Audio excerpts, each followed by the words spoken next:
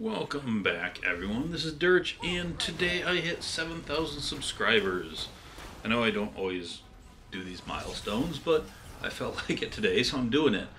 And I was going to do a top 5 DLCs for the Borderlands franchise, but Chuck80 gave me the better idea of doing the top 7 since I hit 7,000 subscribers. And like always, Chuck was right. So let's count down my top favorite Borderlands franchise DLCs. Number 1 is Ultimate Vault Hunter Pack 1 for Borderlands 2. I don't think many people are expecting this when you hear top 7 DLCs or top DLCs in general. But this DLC gave me way more replay value than anything else that's come out for Borderlands. When Borderlands... Actually, I'll back up all the way to the beginning. When Borderlands 1 came out, I wasn't actually playing video games at the moment. I've kind of, I guess, grew out of them. I didn't think I was like too mature or old for them or any stupid thing like that. Some of my friends were. It just, they no longer kind of retain my attention. I'd kind of play one and just put it down and never pick it up again. And then I saw some previews for Borderlands 1 on IGN, and holy crap, it looked cool. It was like all my favorite things, like comic books and post-apocalyptic and sci-fi and a first-person shooter and like role-playing and all these like cool things melded into one. It looked just like the ideal thing for me, and one of my friends picked it up and I saw him playing it and I had to have it. So I went and bought myself an Xbox 360, although I should have gone and built a PC. And yeah, started playing Borderlands 1, and I love the shit out of it. Played through it with Lilith, got to the end. Started another few characters, never finished with them, and kind of put it down, did some other things. Played Red Dead Redemption for a while, and I didn't really ever, no other games really held my attention. And then Borderlands 2 gets announced. Obviously, I'm pumped. I pick it up, play it. I was doing like a co-op run with a couple of buddies, got to the end game, got to level 50, beat it, cool, put it down. Didn't really have a desire to keep playing it too much at that time. The Scarlet DLC came out short, like a week after that or something, so we picked it back up and played through that, and that was really cool. Then I put it down. Gage came out, I kind of played her for a bit, got a little bored and put it down. And that was kind of it. I just stopped playing Borderlands 2. And then Ultimate Vault Hunter came out, and I started playing that, and I got my ass handed to me. Because I just put the game down so fast, I never farmed all the Ultimate gear. I didn't even have a B until UVHM came out. Like, I didn't farm any endgame gear, because whatever I just found playing the game was easy enough to destroy everything, because there's no challenge to true Vault Hunter mode. But UVHM kicked my ass, and I fucking loved it. It was so much fun. And I never really stopped playing it after that. I've taken a few breaks here and there, but if it wasn't for UVHM, they could have released all the content in the world. I would have played it once and put it down. But because of UVHM, I wanted to keep playing, because there was a challenge, and then I dived into the mechanics, and I figured out the game, and I started a YouTube channel, and all this stuff. None of that would have happened if Ultimate Vault Hunter never came out. So that is why it is my favorite DLC, because nothing has given me more replay value than a proper balanced challenge. True Vault Hunter mode isn't balanced in my opinion. It is a joke in my opinion. So that leads me to my second favorite DLC, which is Ultimate Vault Hunter Pack 2 for Borderlands 2, because dear God, I love the OP levels. Oh my God, it's so good. I think the extra skill points is good. I really like them because, especially with Maya, you had to make so many hard sacrifices at level 61 with Maya. Like, if you wanted to run a sub-sequence build, you couldn't get all the points you wanted into Rec or even get to Res, period, because you'd want Rune and Scorn, or sorry, not Scorn, Rune and Subsequence, and that didn't let you put more than a few points into the center tree, and that sucked. At 72, I kind of can get what I want, and that's pretty awesome. You know, Zero as well, like Melee Zero getting Boar, or Sniper Zero getting Grim. Like there's a lot of characters that got a lot of it. The new class mods I thought were really awesome. The addition, the other 4 pearls, but the Peak. The Peak is maybe the most brilliant thing Gearbox has ever done. Like both, not only the challenge of the OP levels, or the Peak unlocking them, but the actual just design of the Peak and the replayability, kind of like a raid boss mob kind of thing. It's so good. Like the Peak is just so well designed. It's a good challenge. I don't know. It's so awesome on so many levels. And then also the OP levels letting you customize your difficulty. So if you're unlike me and you don't like the challenge of UBHM or OP8, you know, you do have to get yourself to OP8, but then you can take OP8 gear into OP0 and make it feel like true Vault Hunter mode with skills. So, and I like more skills because skill points is what differentiates Borderlands from Call of Duty and Battlefield and all those other boring ass shooters.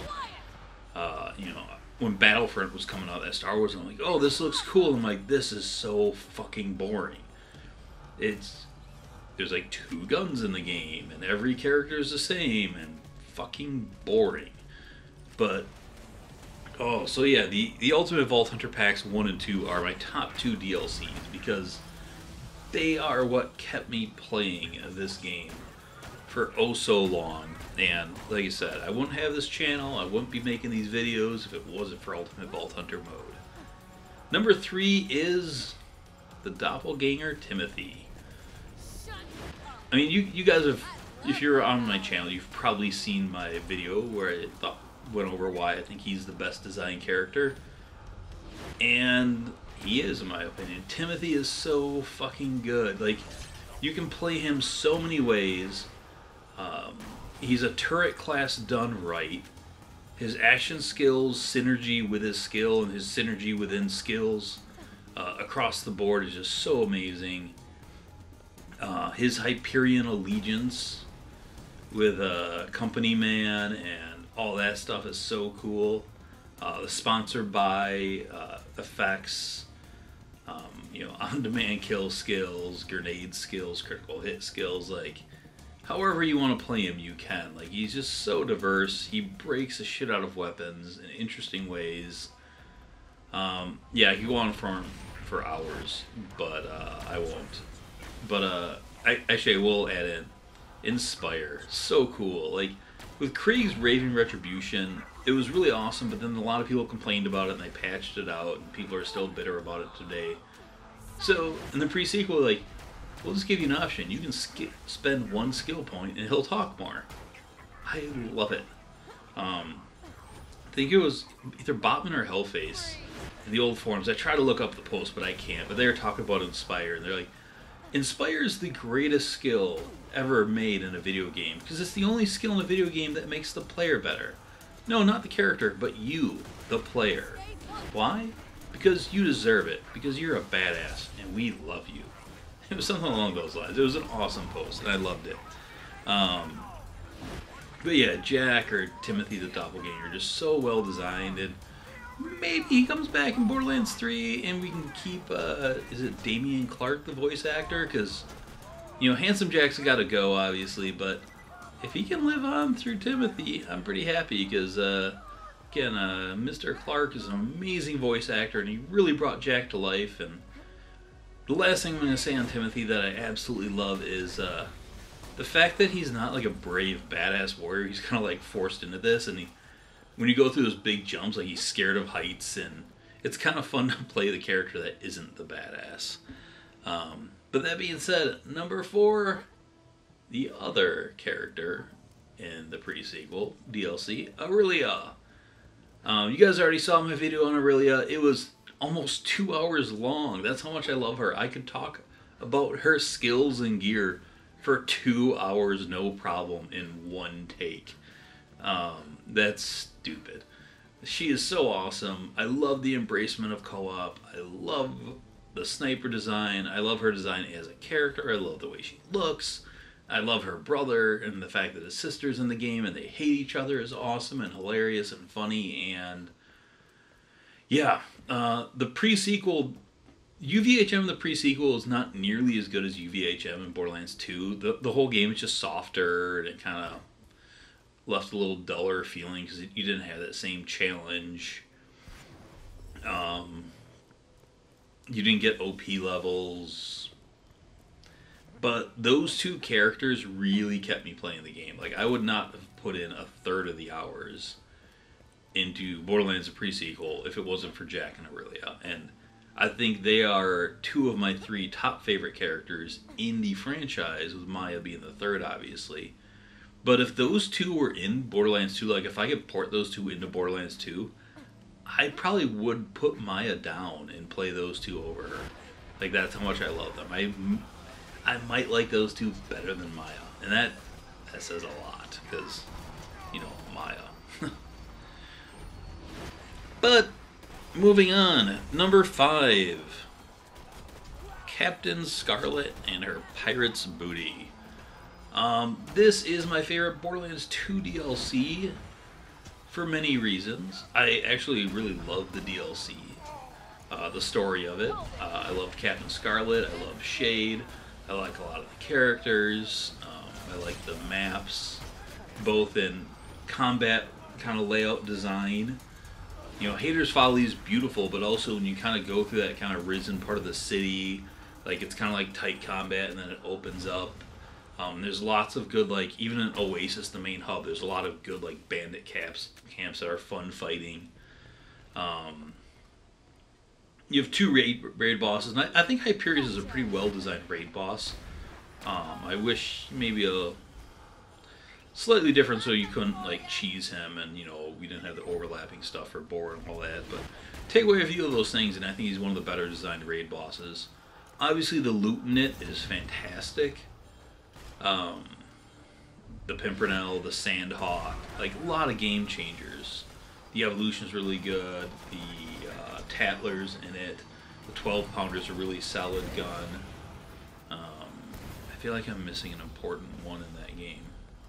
But I mean, you have the most powerful sniper, the most powerful SMG in the game, the two most powerful SMGs probably, between the Sandhawk and the Tattler. Introducing Seraphs was really cool. God, I just feel like I'm missing one thing. A second source to farm the Norfleet. Yeah, just lots of awesome things. I keep wanting to go back to it. Lots of good maps. Lots of funny shit. Yeah, I really, really love Captain Scarlet and our Pirate's Booty. Number 6 would be the Claptastic Voyage. Oh my god, this DLC is good. I almost put this above Scarlet's, but I had Jack and Aurelia in a row, and they're really close. Maybe it should be above it. Well, whatever. Such a good DLC. Oh my god. Too bad we couldn't have had 3 or more of these in the pre-sequel, because this is a masterpiece. And a lot of people, you know, compare it to Tiny Tina's, but the difference between the Claptastic Voyage and Tiny Tina's to me is I like to play the Claptastic's Voyage. I hate playing Tiny Tina's DLC because skeletons and all that annoying shit. Like, the story was great, but the combat blows. And in this one, you have an amazing end boss. You have some really fun boss fights on the way there. It is absolutely hilarious. The map design is just sprawling and beautiful. And just, wow. Like, really, like, blew me away, like, looking at that stuff. So, yeah, Claptastic Voyage, number 6, just by a hair. And number 7, I gotta get a Borderlands 1 DLC in here, and it is the Zombie Island of Dr. Ned. Because it was the first in nostalgia. Because that's a thing, and man, I love this DLC. When you guys watched my playthrough like that of Borderlands 1, that was probably like the happiest I was playing it, because it's just wave upon wave of enemies, and it's so much fun. And the zombies are, even though they're kind of puking on you, gets annoying. Like, it's just a lot of fun combat, and I absolutely fucking love it. Yeah, definitely one of the best things, and just being that first DLC and just done so right. Even though back then, like, they didn't add new guns and you couldn't put fast travels in them, and there was a lot of limits to it. But holy crap, it was good. The echo logs. Jim Fonda, who has done a lot of the Battleborn voices, like Oscar Mike and all that stuff. He was also Atlas, but I think that's when he started doing some voice acting for Gearbox and that DLC as well. So yeah, that is my top 7 Borderlands franchise DLCs. And thanks for the 7,000 subs, each and every one of you. That's pretty awesome. The channel is growing. Wanted to get like past 10,000 by December. I don't think that's gonna happen. I was hoping like Battleborn was really gonna take off and blow up my channel, but it wasn't to be. But that's fine because I'm still really happy with my growth. My channel's moving in a really great direction. It's been a lot of fun. You guys are still awesome and supportive, and the feedback from you guys is just amazing and great and so positive that I love that too. Keeps kind of surprising me that the internet can be this cool and not be jerks, because you always just hear about how terrible the internet is, but here's this pocket of like greatness, and I like that. So yeah, thanks everyone, and I'm gonna keep it going, and I will see you later. But also, in the comments below, let me know your favorite DLCs, but more importantly, let me know why. Why is a lot of times more important than what. So, see you all later. Thanks for watching. Yeah, just it. Bye.